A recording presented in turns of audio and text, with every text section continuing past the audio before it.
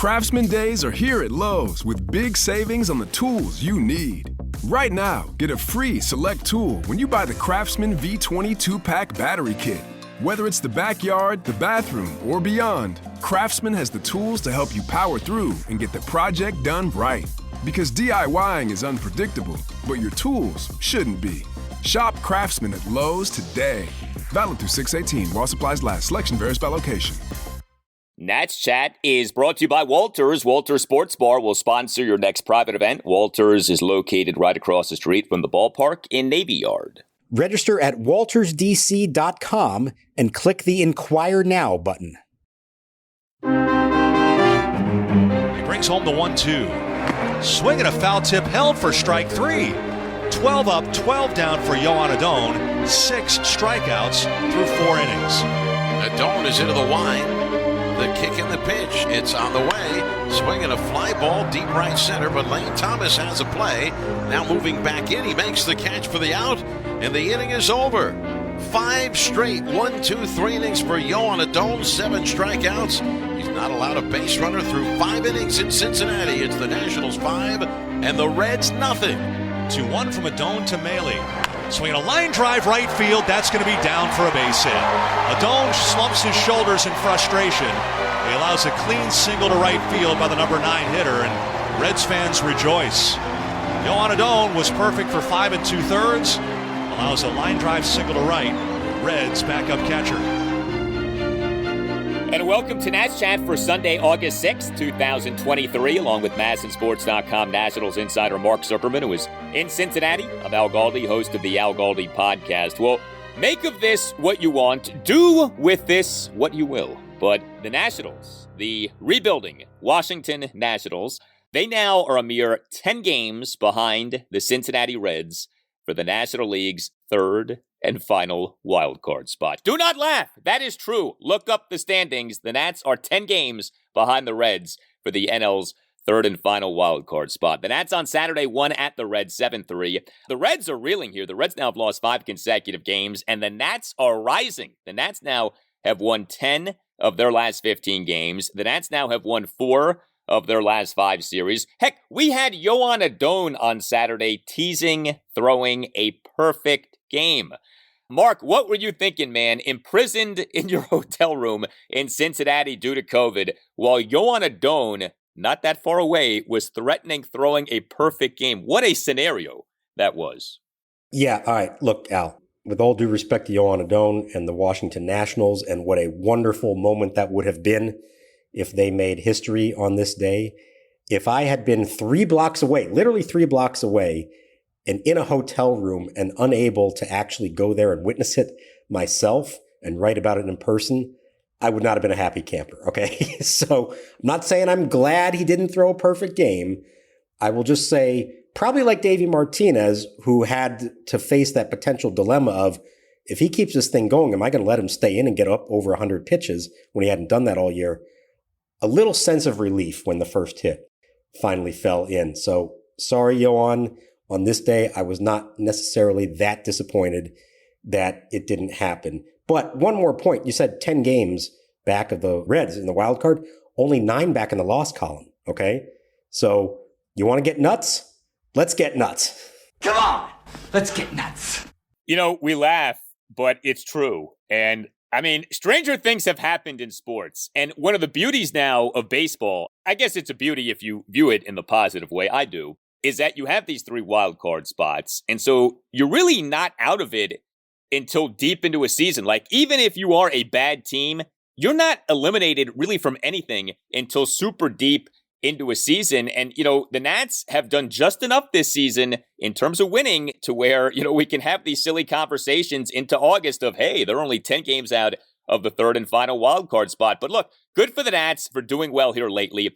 And, you know, it's not like they're just beating up on a bunch of patsies. The Brewers are a team playing for a postseason spot. The Reds are a team playing for a postseason spot. The Giants are a team playing for a postseason spot. And the Nats, look, it's not always pretty. We get that. But 10 out of 15 is 10 out of 15. You're doing something right if you're winning 10 games out of 15 games and winning, like I said, 4 out of 5 series. Yeah, 10 out of 15. You want to know how rare that is? The last time we saw this team do that, it was June of 2021. This is Kyle Schwarber's home run barrage, Trey Turner hitting for the cycle, and the notion of the Nationals selling at the trade deadline and starting a massive franchise rebuild was the last thing on anyone's mind. Although actually it was on your mind. You were pushing for Scherzer and Trey Turner to be traded at that point, even before the collapse started. So I'll say it was on one person's mind. But that's how long ago it's been. So literally, for the first time since the rebuild began, they've won 10 of 15. And like you said, a lot of those against good quality teams. So I don't want to shortchange this at all. They've got a winning record now over their last 35 games. They are quietly playing much better. They are now officially on a 70-win pace for the season. Long way to go. A lot of things can happen, good or bad. But from where they were after winning 55 games last year and where at times they have looked this year, just the idea that they could be on a 70-win pace, that's a huge success. Would be a 15-game improvement from last season, which is sizable. And if you make another 15-game improvement next season, you are legitimately in postseason contention. Well, Joan Adon, over the course of a 162-game season, you get surprised by plenty of things, and there are plenty of games in which you're like, wow, I didn't expect that to happen.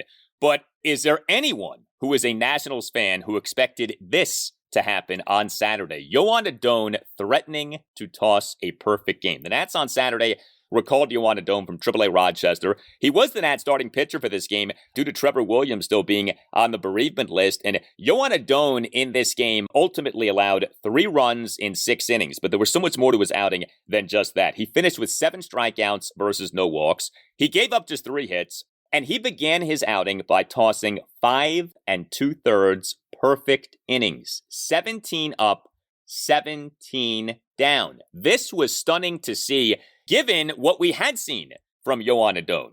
Joan Adon last season was not good at the major league level. 14 starts, 64 2/3 innings, an ERA of 7.10.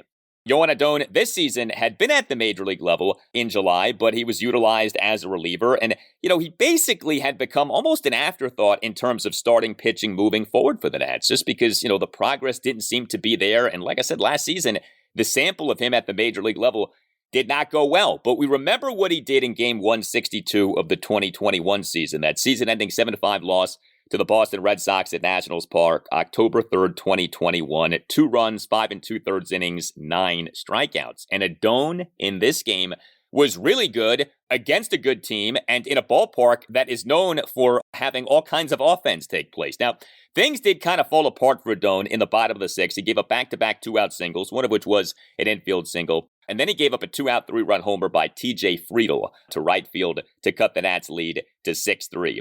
But Adon, during his post-game session with reporters, revealed that he, in the bottom of the 6th, started to cramp up. So that does make what happened a little more understandable. Ultimately for Adon, 86 pitches, 61 strikes versus 25 balls. Who was this guy who we were seeing on Saturday? All right, so there are no-hitter bids and perfect game bids that you look back on and say, boy, how did that happen? And he was lucky, and there were a lot of great plays or a lot of good luck for him, or even sometimes in no-hit bids, you have a guy who's walked 4 or 5 batters, there's errors, there's wild pitches. This was not that. What stood out to me in this one wasn't even the result. It was the way he looked. He was in total control from the very beginning. He was throwing strike 1 with his fastball. He was then painting corners with his curveball and sometimes even his changeup for strike 2. And then he was either blowing him away for strike 3 or getting weak contact. The first 13 batters that Joan Adon faced, every one of them either struck out or grounded out. Not a single guy hit the ball in the air. Not a single guy hit the ball to the outfield. That's how dominant he was for that period of time. He was as good as any pitcher can be at this level. Forget about his name, his background, where he came from, what he was doing at AAA, or what he's done in the big leagues before. He was in complete control, and it was a beautiful thing to watch, and it does show you that there's maybe something there. And it did remind me, the only time we've seen him that made you get excited anywhere close to this was that major league debut against the Red Sox on the final day of the 2021 season. We had not seen anything since then that resembled it. maybe there is still something in there. The fact he's going to stay on the big league roster, as Davey Martinez revealed, they sent Weymouth Willingham down instead, tells me that they at least want to see more of this, and who knows what might be still to come. So Davey says after the game that Joan Adon is staying with the team. I can see Adon, helping us win games here. In what capacity exactly? I mean, Trevor Williams presumably is about to come off the bereavement list. You have 4 other starters who are healthy. Now, we have heard about and thought about, Mackenzie Gore, workload limit, Jake Irvin, workload limit. So maybe is there some semblance of a 6-man rotation for at least a turn in the rotation or 2? But what do you think Davey means by that in saying Joan Adon is staying with the team? I'm not sure he knew at the time exactly then, because I'm pretty sure that the plan going into this was going to be a spot start. Probably wouldn't go so well. They'd send him back down. Trevor Williams returns from bereavement list, and then they just move on.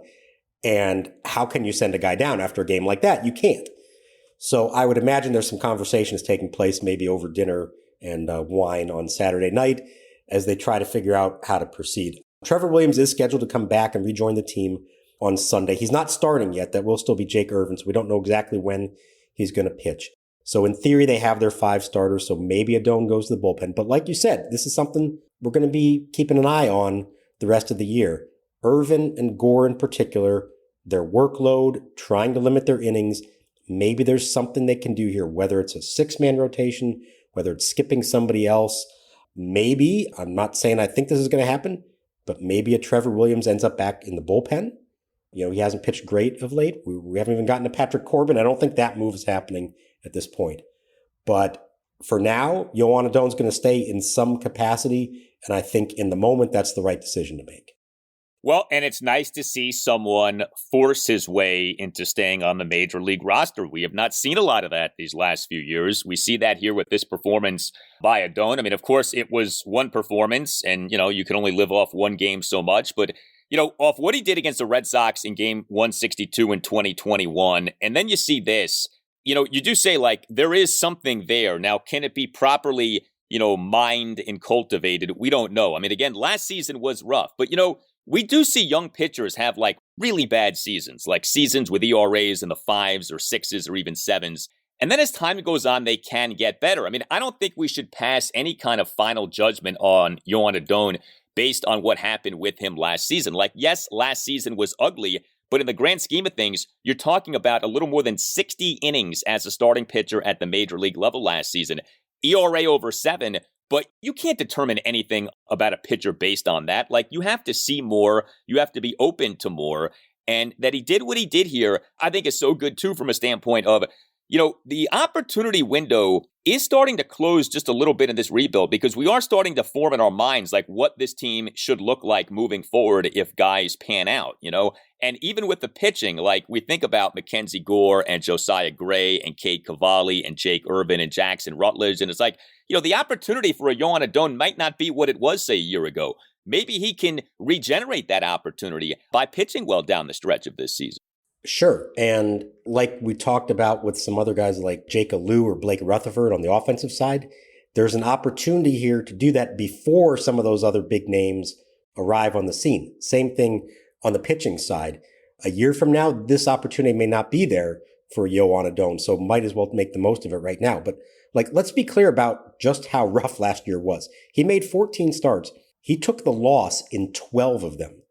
And I know pitcher wins and losses are not the best way to determine anything, but he legitimately lost 12 of those 14 starts, okay? He pitched that poorly. He had a 7 ERA. He took losses despite not going deep in games because he put his team in a big hole and they never came back from it. So this really is out of nowhere. But you get the sense that the stuff is there. It's a matter of understanding how to pitch, pitching with some confidence and conviction, locating his fastball, and then using his off-speed stuff off of that. For one day, it was brilliant. Now, can he keep that same edge? Whatever he had going on mentally in this game, he's got to channel that, figure out how to find that again.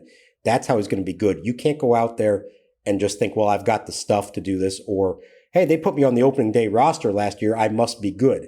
Maybe somewhere along the way he realized, you know what? I may not get another opportunity. I better make the most of this one, and he did on this day. Hey, are you a law firm partner stuck on an underperforming team while the rest of the competitors are spending big and winning big? Well, unlike Mackenzie Gore and Keibert Ruiz, you have options. You don't have to stay on your 60-win team. Nats Chat sponsor Mason Kalfas and his team specialize in placing partners and associates at medium-sized and large law firms in Washington, D.C. and across the country.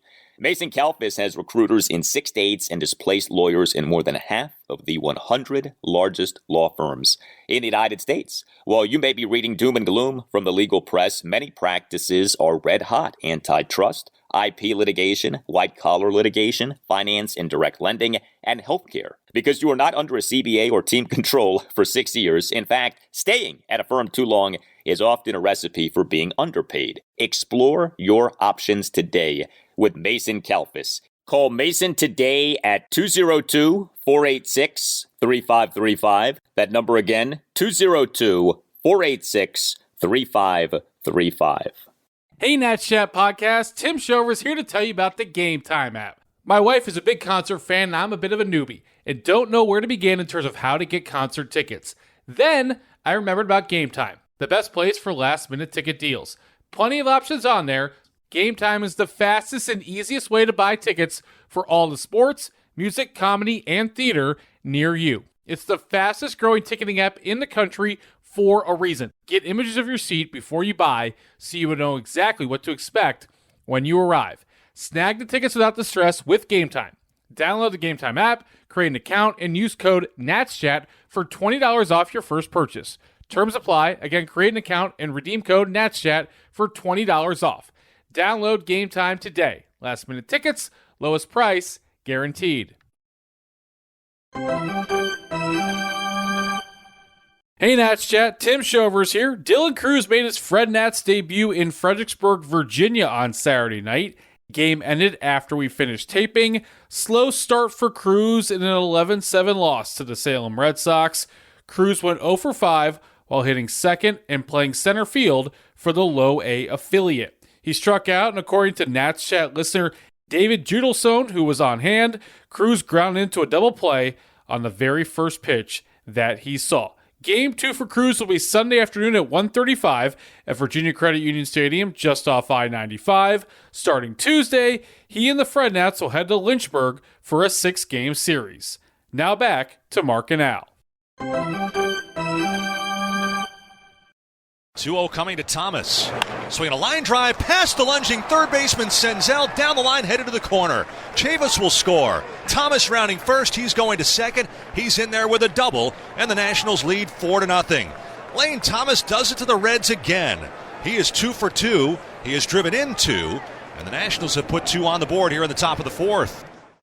Well, Joan Adon was the story of this game in, again, teasing a perfect game. That's still amazing. But the Nationals hit in this game, hit quite well in this game. 7 runs, 12 hits, 5 walks. The Nats went 4 for 13 with runners in scoring position. We saw yet another big game for Lane Thomas at Great American Ballpark. Boy, does this guy thrive in the GAB for whatever reason. So Lane Thomas in the 6-3 10-inning win on Friday evening, 3 for 5 with a 2-run homer, a solo homer, and an infield single. And Lane Thomas in this 7-3 win on Saturday, 2 for 4 with an RBI double, a single, an RBI sac fly, and 2 stolen bases. Thomas in an Nats 1-run first, a 1-out opposite field single to right center field on a 1-2 pitch, and he had to steal a second base.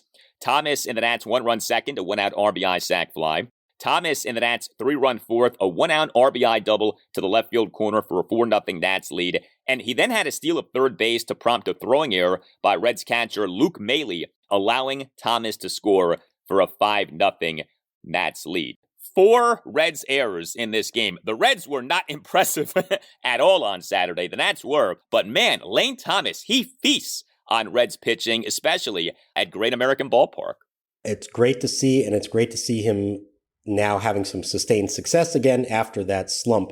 We'll have to wait and see if it continues in Philadelphia once they leave town, or if this is just a product of the Great American Ballpark. But what I liked is you saw everything from him there. You just described it. It's power, it's getting on base, it's running the base as well, forcing the issue.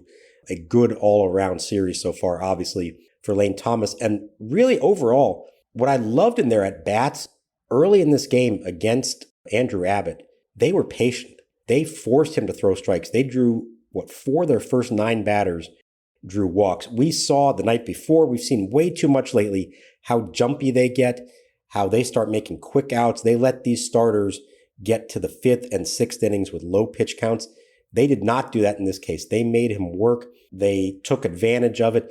There was only one legitimately bad at bat, and I hate to bring it up on an otherwise good day, but Ildemaro Vargas's at bat in the first inning with the bases loaded and a chance to really put up a big number. He saw 4 pitches. Only one of them was in the strike zone. That's the only one he took. He swung at the other 3 wildly. How did he still get to swing at all 3 of those? Because one of them, supposedly he fouled off. I don't think he did. The umpire called it a foul ball. I don't think it was. I think he swung and missed at it. He swung at 3 bad pitches in that at bat with the bases loaded. I don't want to pick on the guy. He had a double later in the game. He's mostly been good for them. But boy, that could have ultimately come back to haunt them when they had a chance to put up a big number in the first and they didn't because of that at bat. And Vargas is a guy who usually gives you a good plate appearance. That was really uncharacteristic. But what was funny was that RBI double that you just mentioned, that was the result of a terrific plate appearance. That was a 1-out opposite field RBI double to the left center field gap for a 7-3 Nats lead and a 1-run ninth. And that double concluded a 9-pitch plate appearance in which Vargas was down at 1.12. Andrew Abbott, you mentioned him. He is a lefty. The Nats certainly got to him on Saturday. 6 runs in 5 2/3 innings. Lane Thomas now this season against left-handed pitching, an OPS of 1,030, including a .629 slugging percentage. So that trend of him just mashing left-handed pitching continues. But he was not the only Nationals player who had a big game on Saturday. Keibert Ruiz, who has started to come on here in these recent weeks in terms of actual results. You know, we've talked about how he's hit balls hard, but not gotten good results this season. Well, Friday evening, he did go 0 for 4. But Saturday, as the DH, by the way, not the starting catcher, and again as a cleanup batter, 2 for 4 with an RBI double, another double, and a walk. He had the 1-run first, drew a 2-out walk. Top of the 4th, a 2-out first pitch double to left, and in the 1-run 6th, Keibert, a 2-out RBI double off the left field warning track for a 6-0 Nats lead. So first of all, we did see the 2-catcher thing once again. Riley Adams, who himself had another big game in this game, 2 for 4 with a double, a single, and a walk. But it does look like Keibert Ruiz moving forward here may well be the new every-game cleanup batter. We certainly have seen that since the trade deadline. You know, his offensive numbers this season don't scream number 4 batter, but his performance on Saturday certainly did. Put him up there and see how he does. Like you said, not like they got a lot of alternatives there. And with Jeimer Candelario gone, they're still hitting, so give them credit for that. They need Thomas, they need Meneses, they need Ruiz in particular to come through. And I like this idea of him DHing and getting both him and Adams in there. I wouldn't mind seeing Adams as the DH every once in a while, especially against lefties. He's mashing them. There's no reason for him not to be in the lineup, given as little thump as they have and some of the alternatives they have right now for their lineup on any given day. Riley Adams is way better than almost anyone else they could put in there instead. So I was glad to see that. I would like to see more of both him and Ruiz in the lineup. It feels like most nights they do this, it works. Riley Adams was the number 6 batter in this game on Saturday. You know, previously, Riley Adams plays, he's like the number, 8 type batter. He was the number 6 batter on Saturday. And like I said, 2 for 4 with a double, a single, and a walk. Riley Adams now this season, over a mere 108 plate appearances, OPS of 925. We've had this conversation many times now. Like, what does he have to do to play more? What do you think the reluctance is to have him out there more? I don't know that anyone could have done more with the limited playing time that Adams has had this season than Adams. What do you think the holdup is? Yeah, I agree. There's nothing more he can do to prove himself. I think it's probably 2 things. Number one, I think they're trying to find some calculated matchups that are in his favor. And that's particularly lefties, like we said. So I think that's part of it. And I think there's also this reluctance, and you can agree with it or not, to play both of your catchers. And what if somebody gets hurt and now we're in an emergency or we lose the DH or whatever that might be. I understand that's always a risk, but to me, given what the alternatives are and given how well he has performed, take the risk. You want to score runs, you want to win games, he is one of your best hitters right now. I would have him in there more. I'd have both of them in the lineup as much as reasonably possible. If it means calling up a Drew Millis to be a third string catcher instead of somebody else, just so you have that insurance policy, go for it. I mean, we're only 3.5 weeks away from September, so maybe that's going to happen, and then we'll see it once the rosters expand. But there's nothing left for Riley Adams to prove. He deserves to be in there more than he has. Like you said, 100 and what plate appearances on the season? He's been on the Major League roster every single day this year.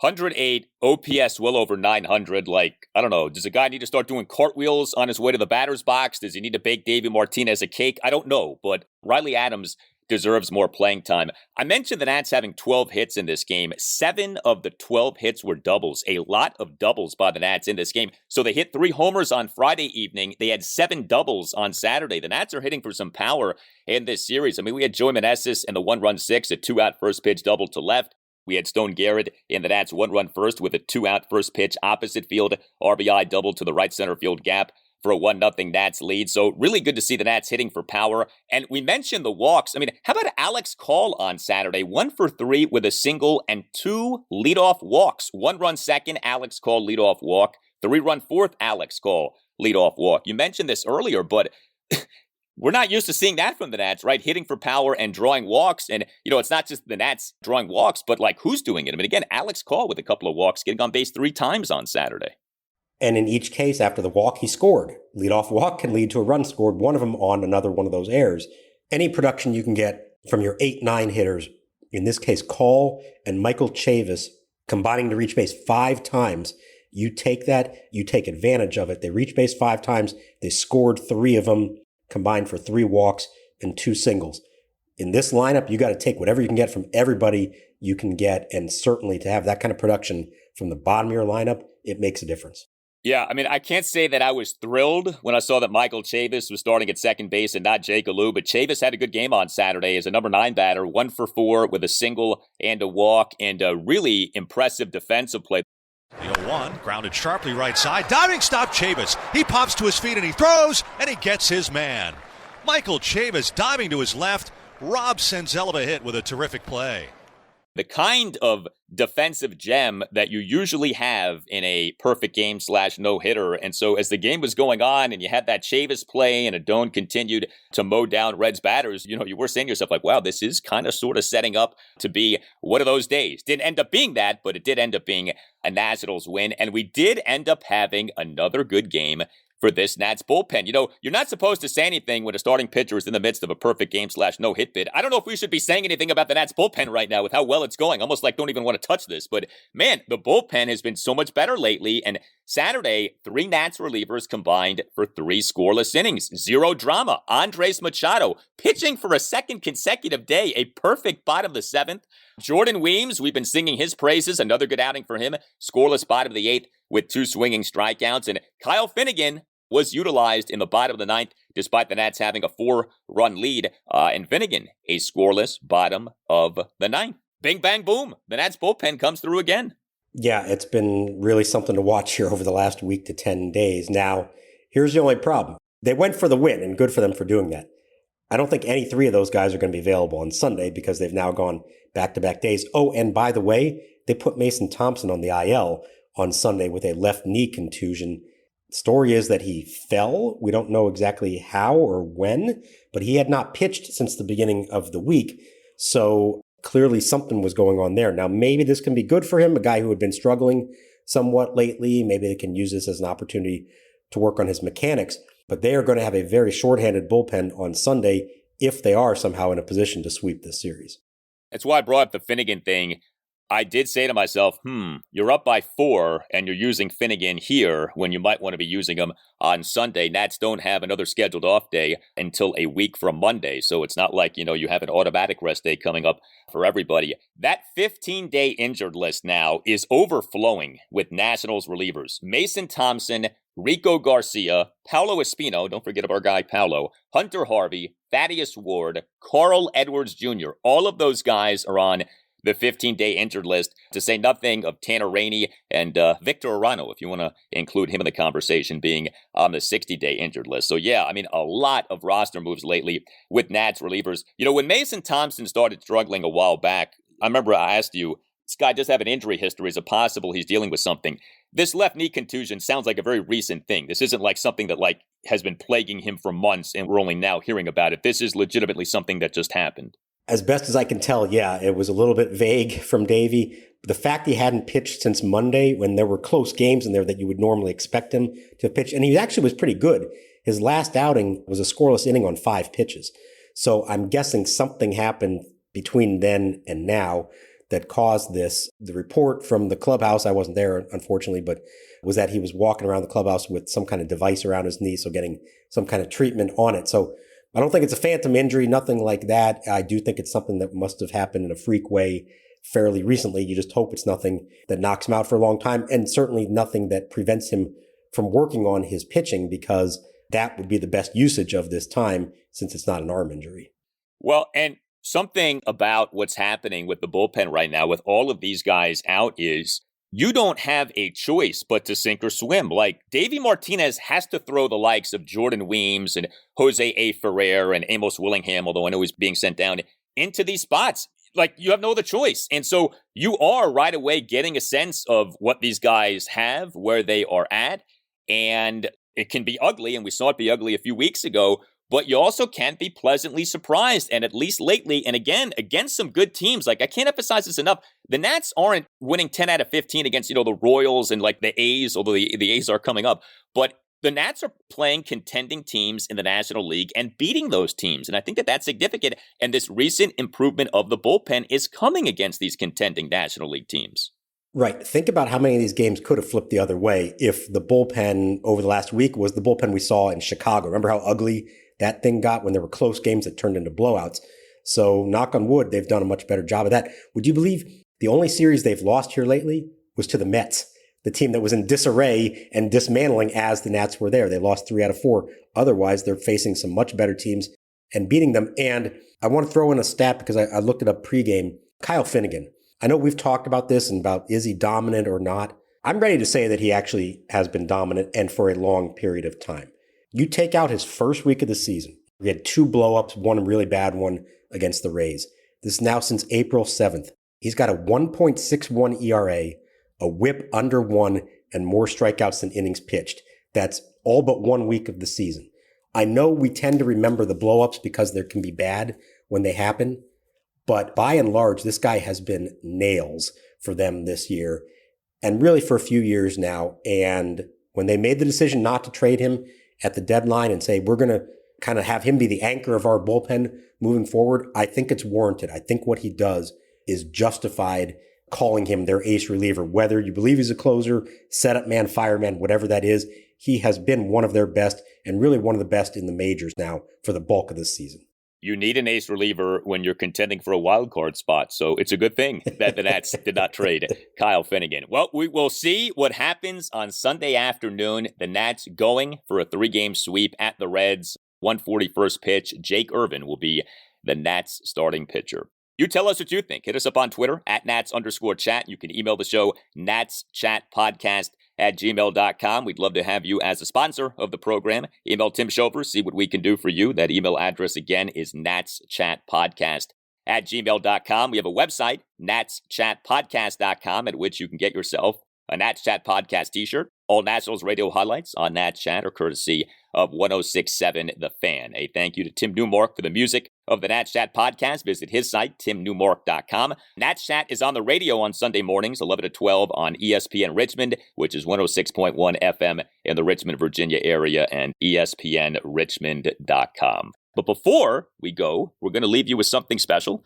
The voice of the AA Harrisburg Senators, Terry Byrom, with an update in terms of how things are going for Harrisburg. We thank Terry, and we thank you for being a part of the Nats Chat Podcast.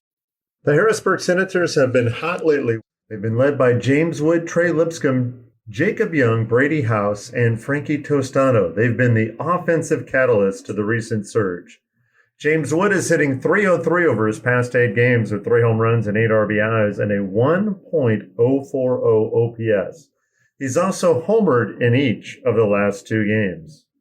Trey Lipscomb, the Nationals' 3rd-round choice in 2022 out of the University of Tennessee, is 15 for 38 with 3 home runs and 9 RBIs, along with 12 runs scored over his past 9 games.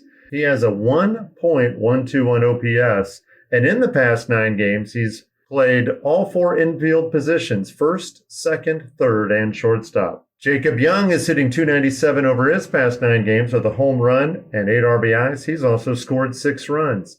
He's stolen 4 bases, and defensively, he's thrown out 2 runners at the plate. Brady House is working on an 8-game hitting streak entering play this Friday night, and is 10 for his last 25. He's still looking for his first AA home run and RBI. Frankie Tostado has produced all season for the Senators. He has 11 home runs and 59 RBIs in his time with Harrisburg, which is tied for second in the Eastern League in RBIs. The Senators have been strong defensively all season long, leading the league in overall defense. And over the past 9 games, the Senators have turned 16 double plays. Harrisburg is 14-16 in the second half. Beginning play on Friday, they trail the Richmond Flying Squirrels by 4 games in the standings and have a series in Richmond in a couple of weeks. The Senators have games remaining with every team in front of them in the Southwest Division, so there's still a chance they could win the second half championship.